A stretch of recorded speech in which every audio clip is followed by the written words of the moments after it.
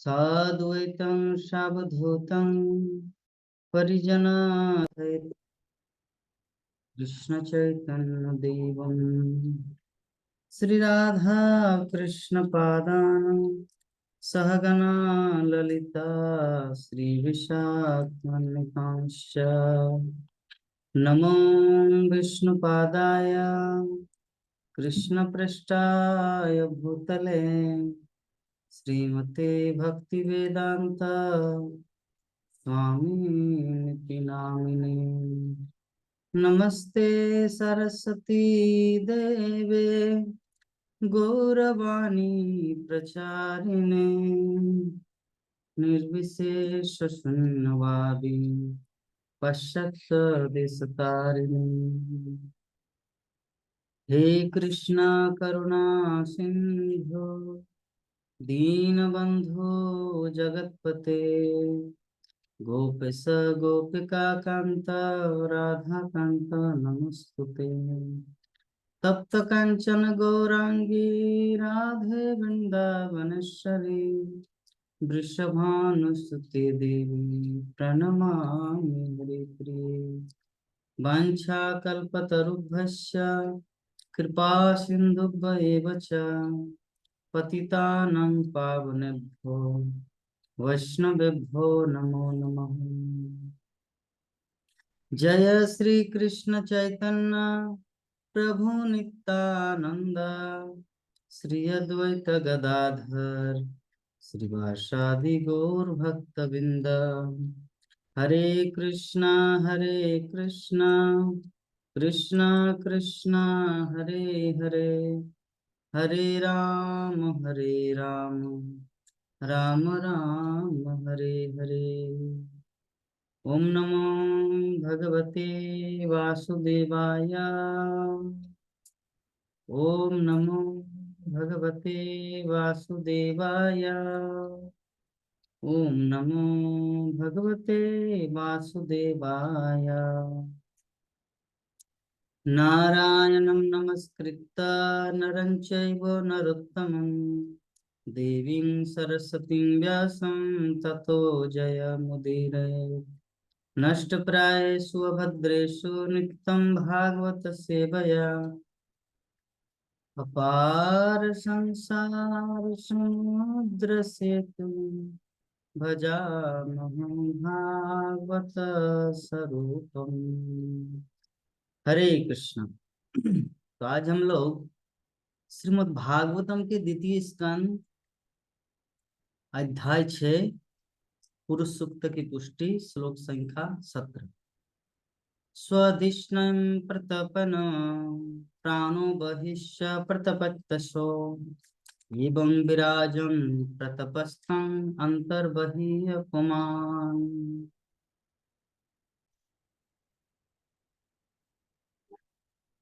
अनुवाद और तात्पर्य his divine grace Shri Bhaktivedanta Swami Jagatguru Srila Prabhupada के द्वारा। सूर्य अपने विकिरणों का विस्तार करके भीतर तथा बाहर प्रकाश वितरित करता है। इसी प्रकार से भगवान अपने विराट रूप का विस्तार करके सृष्टि में प्रत्येक वस्तु का भीतर से तथा बाहर से पालन करते हैं। तात्पर्य, यहाँ पर भगवान के विराट रूप का या उनके निर्विशेष स्वरूप का जो ब्रह्म ज्योति कहलाता है स्पष्ट विवेचन हुआ है और उसकी तुलना सूर्य प्रकाश के वितरण से की गई है। सूर्य प्रकाश सारे ब्रह्मांड में फैल सकता है, लेकिन सूर्यलोक या सूर्य नारायण जो कि उसका स्रोत है वही ऐसे प्रकाश का मूल आधार है। इसी प्रकार भगवान कृष्ण ब्रह्म ज्योति या भगवान के निर्विशेष स्वरूप के आधार है। इसकी पुष्टि भगवत गीता के 14 अध्याय श्लोक संख्या 27 में हुई है। अतः भगवान का विराट रूप उनके निर्विशेष स्वरूप की गौण कल्पना है, किंतु मूल स्वरूप तो वो 2 हाथों वाले द्विभुज मुरलीधर श्याम सुंदर शाश्वत बंसी बजाता हुआ श्याम सुंदर के रूप में अवस्थित। तो भगवान के वितरित प्रकाश का 75% आध्यात्मिक आकाश त्रिपाद विभूति में व्यक्त होता है और शेष 25% भौतिक ब्रह्मांड के समग्र विस्तार को आलेखित करता है। इसकी विवेचना तथा उल्लेख भगवत गीता के 10वें अध्याय श्लोक संख्या 42 में हुआ है। इस तरह भगवान के प्रकाश का 75% विस्तार उनकी अंतरंगा शक्ति कहलाती है और शेष 25% बहिरंगा शक्ति कहलाती है। सारे जीव आध्यात्मिक तथा भौतिक विस्तारों के निवासी है, वे उनकी तटस्थ शक्ति कहलाते हैं और उन्हें छूट मिलती है कि चाहे वह बहिरंगा शक्ति में रहे या अंतरंगा शक्ति में। जो लोग भगवान के आध्यात्मिक विस्तार की परिधि में रहते हुए मुक्तात्मा कहलाते हैं और जो बाह्य विस्तार में रहते हुए बद्ध जीव हैं। हम इन दोनों विस्तारों के निवासियों की संख्या का अनुमान लगा सकते हैं और आसानी से इस तरह निष्कर्ष पर पहुंचेंगे कि मुक्तात्माओं की संख्या बद्ध जीवों की तुलना में कहीं अधिक है। तो यहाँ पे श्रील प्रभुपाद तात्पर्य के माध्यम से हम सबको ये संदेश देना चाह रहे हैं कि दो जगत है, एक है आध्यात्मिक जगत और एक है भौतिक जगत। तो भौतिक जगत जेल खाना के समान है, यहाँ पे उतने सारे जीवात्मा नहीं है जितना कि बाहर जगत में। एक जेल खाना में उतना व्यक्ति नहीं रहे, उनकी गणना किया जा सकता है, लेकिन बाहर में बहुत अनलिमिटेड पर्सन है। उसी प्रकार जो भगवान के आध्यात्मिक जगत है, जिसे कहते हैं 75%, 75% वो मुक्तात्माएं हैं और 25% बद्धात्मा है। तो हम सब जिस ब्रह्मांड में अवस्थित है इसे कहा जाता है बद्ध जगत। यहाँ पे सभी प्राणी भगवान को भूले हुए अपनी जीवन यापन कर रहे हैं, जबकि भगवान के धाम में आध्यात्मिक जगत में वहां पे सभी भगवान को सेंटर पॉइंट में रखे अपना जीवन यापन करते हैं।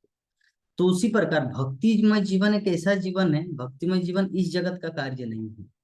श्रवण कीर्तन स्मरण पाद सेवनम ये जो है ना, ये भक्ति जीवन इस जगत का कार्य, आध्यात्मिक जगत का कार्य है, जो यहाँ पे जो भी व्यक्ति उसका संपादन करते हैं। इस वैदिक ब्रह्मांड में जो भी भगवत धाम की क्रियाकलाप अर्थात भक्तिमय सेवा, भगवान के लिए रसोई करना, भगवान के लिए कीर्तन करना, भगवान को सुलाना खिलाना पिलाना नहाना, इस प्रकार जो अर्चन वंदनम, ये जितने सारे विधि विधान हैं, तो भगवान का जो ये जो कार्यकलाप है, अगर हम लोग इस संसार में करते हैं तो भी उस व्यक्ति को बद्धात्मा नहीं कहा जा सकता। क्योंकि भक्ति जीवन या भगवान की भक्तिमय सेवा तभी शुरू होते हैं। नारद भक्ति सूत्र में नारद मुनि व्याख्या करते हैं कि भक्तिमय जीवन शुरू होता है आत्म साक्षात्कार के बाद। जब व्यक्ति को समझ आता है कि मैं ये शरीर नहीं, मैं हूँ आत्मा, तब उनको भक्ति करने का सुअवसर प्राप्त होता है।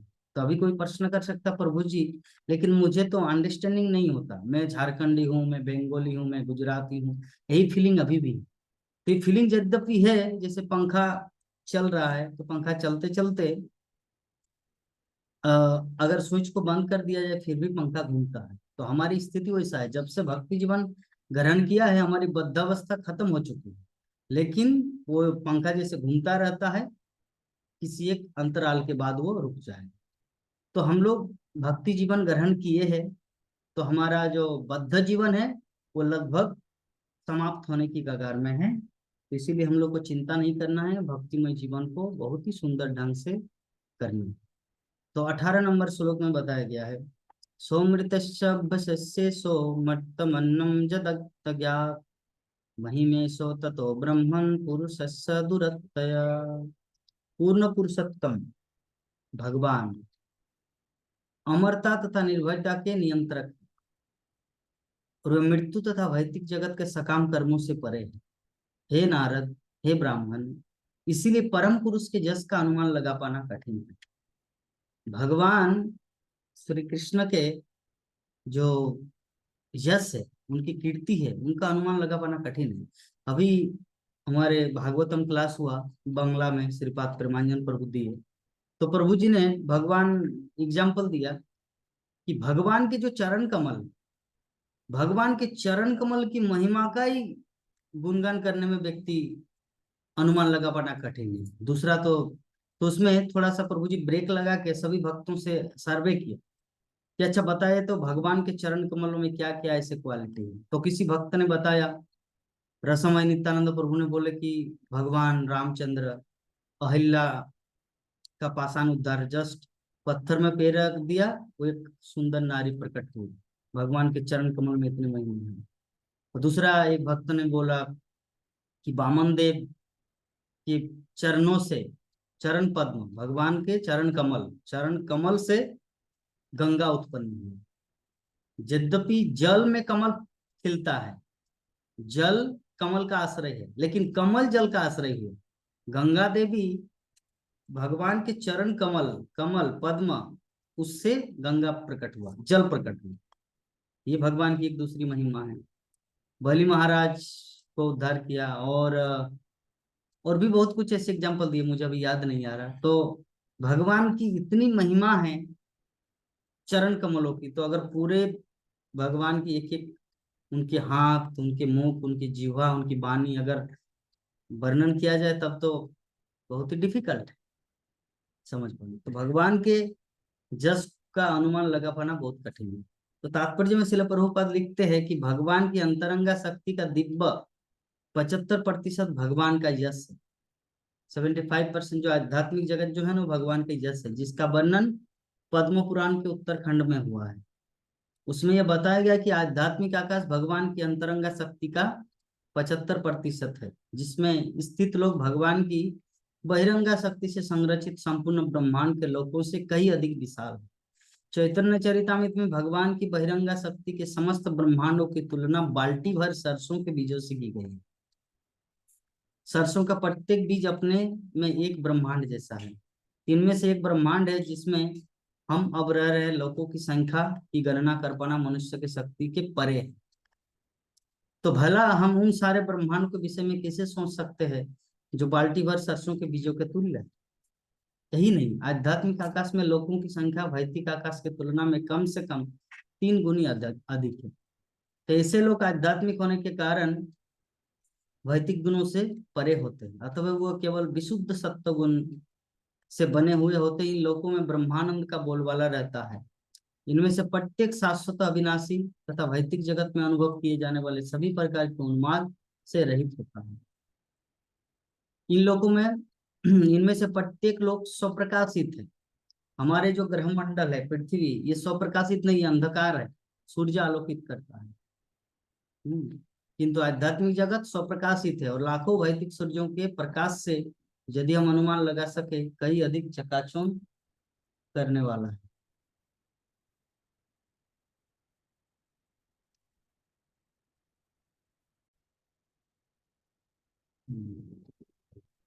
तो उन लोगों के निवासी जन्म, मृत्यु, जरा तथा रोग से मुक्त होते हैं और उन्हें हर वस्तु का पूर्ण ज्ञान होता है। आध्यात्मिक जगत में सबके पास पूर्ण ज्ञान होता है। वे सभी भगवत भावना से युक्त होते हैं और भौतिक तृष्णाओं से रहित होते हैं। उन्हें उन परमेश्वर नारायण की दिव्य प्रेमामयी सेवा के अतिरिक्त और कुछ नहीं करना होता।